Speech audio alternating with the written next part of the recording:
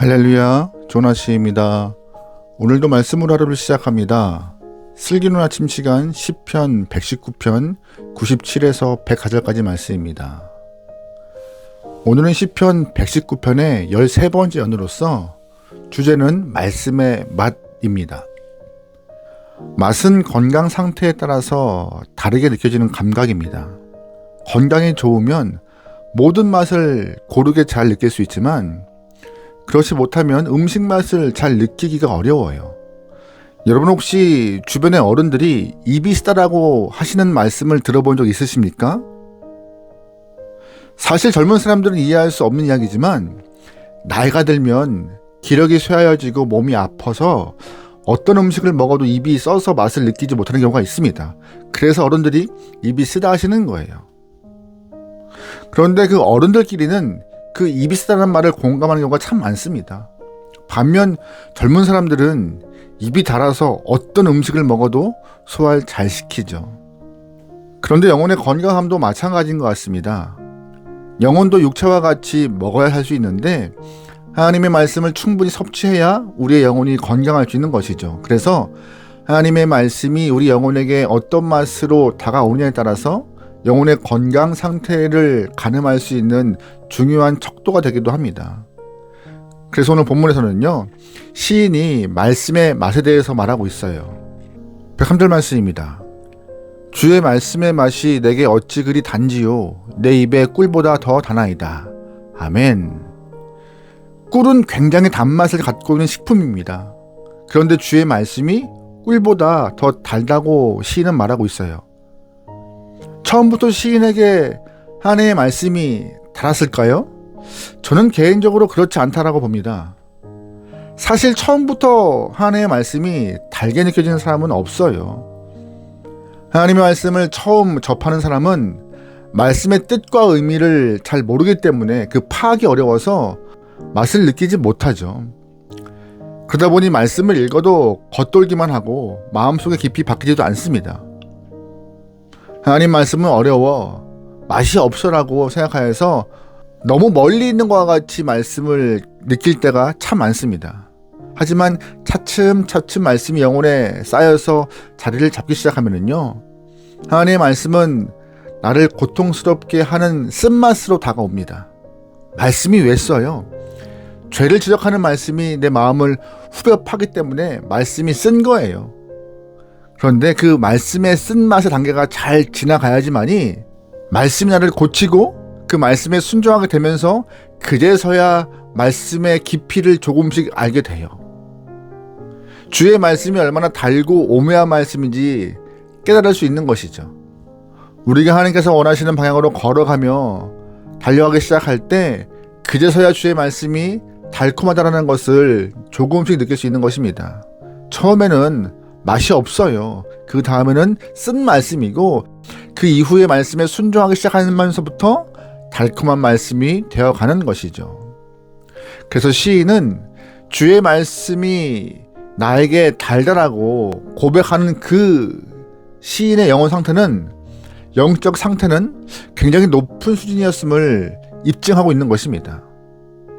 여러분의 입맛에, 영혼의 입맛에 주의 말씀은 어떤 맛으로 다가오고 있으신가요?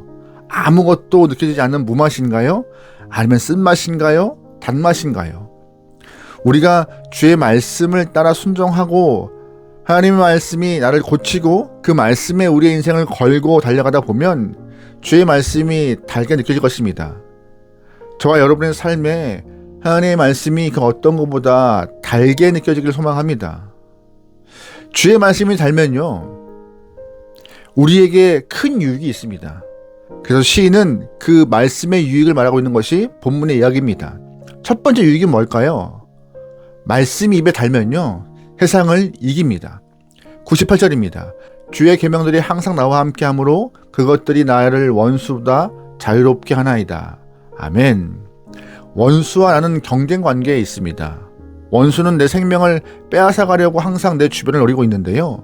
그래서 원수가 덫을 치고 나를 기다리는 것이죠. 하지만 말씀에 순종하고 말씀이 달게 느껴지면요, 원수의 계략을 이겨낼 수 있어요.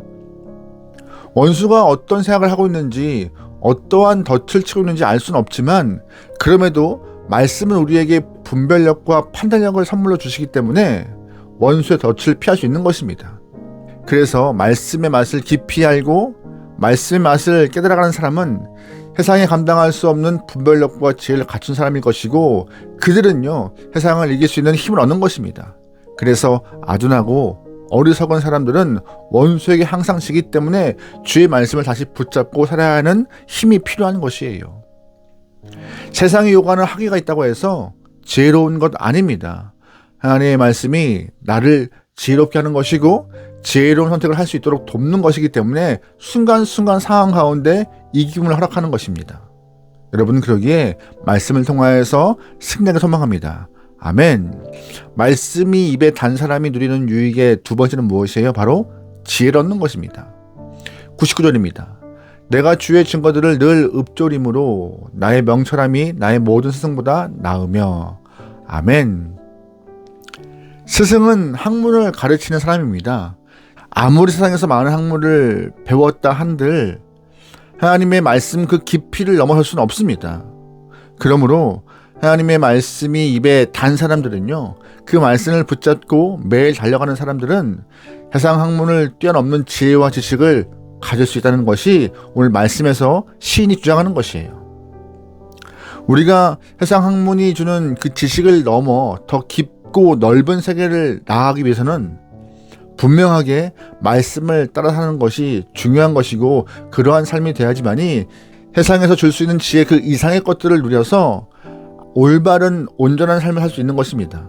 여러분 그러기에 말씀을 통하여서 지혜를 얻기 소망합니다. 아멘. 세 번째, 말씀이 입에 단 사람들이 얻는 유익이 무엇이냐? 바로 경험을 얻습니다. 100절 말씀이에요. 주의 법도들을 지킴으로 나의 명철함이 노인보다 나으니이다. 아멘. 노인의 힘은 경험에 있습니다. 오랜 세월을 살다 보면서 인생 가운데 많은 경험들이 쌓이는데요. 그 경험을 무시할 수 없는 것이죠.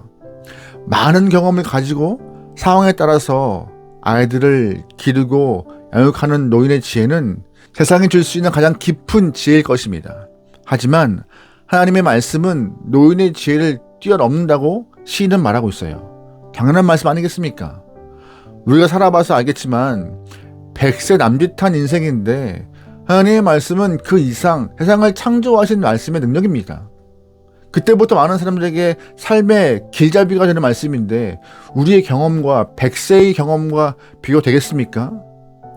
하나님의 말씀이 입에 달고 말씀을 따라가는 사람들은 노인의 지혜를 뛰어넘는 삶의 경험들을 통하여서 우리에게 축적된 지혜를 허락하는 것입니다.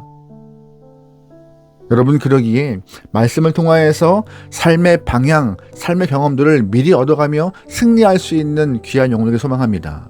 아멘. 하나님은 우리에게 당신의 말씀으로 귀한 선물을 주려고 하십니다. 주의 말씀이 처음에는 아무 맛이 없고 그 다음에는 써서 도저히 삼킬 수 없을 것 같고 하지만 조금씩 말씀과 가까이 하고 동행하다 보면 어느덧 말씀이 내 입에 달게 느껴질 때가 있습니다. 여러분 그러기에 그때까지 말씀이 달 때까지 여러분 인생 가운데 말씀이 지혜를 주고 승리 주고 경험 줄 때까지 말씀과 동행하기 소망합니다. 이 좋은 말씀 하나님 말씀을 잘 익히고 배워서 원수를 이기고 세상의 학문을 뛰어넘는 그 지혜를 경험하고 노인의 경험보다 더 많은 세상의 경험들을 여러분이 쌓아나가서 이 땅 가운데 온전하고 거룩하게 올바르게 하나님 마음을 드러낼 수 있는 주님의 귀한 영혼 될 수 있기를 소망합니다. 아멘. 기도하시겠습니다.